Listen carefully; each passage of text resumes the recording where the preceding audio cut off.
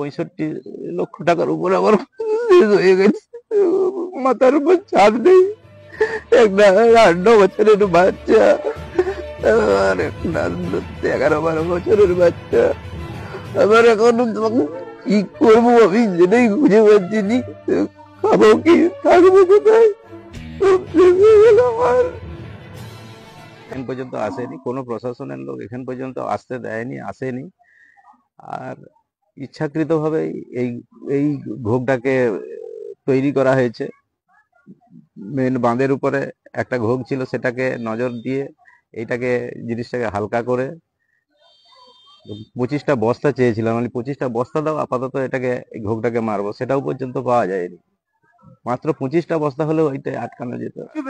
আমি সোনা দানা থেকে শুরু করে আবার কাগজপত্র সব সব কিছু উপরে তুলতে পারিনি। আমার মোটর সাইকেল ভেতরে আমার সমস্ত কিছু, খালি একটা মোবাইল ফোন আর আমার স্ত্রীর মোবাইল ফোনটা যা এখানে আসছি সঙ্গে সঙ্গে দেখি প্রচন্ড স্রোত। আমার মেয়েটাকে আমি যদি ওই মুহূর্তে যদি নিয়ে বের করাতে চাইতাম তাহলে সবাই একসঙ্গে বেরিয়ে চলে যেত। খালি আমি যাইনি, বসেছিলাম। তারপরে যাই হোক ওই দড়ি বেঁধে আমার পাড়ার দুটো ছেলে এসে